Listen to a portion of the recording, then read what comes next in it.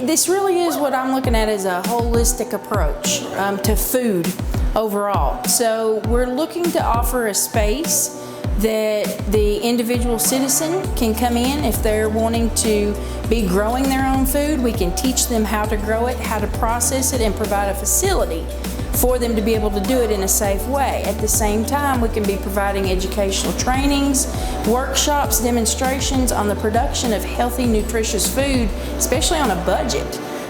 Imagine a commercial kitchen which you're going to learn how to cook something that maybe you've never tried to cook before. They're going to have classes for the community there. They're going to have, with PEDC, they have Smart Start that comes in there, and entrepreneurs that will start their new businesses. Just like a good recipe, baking a cake has all the different ingredients.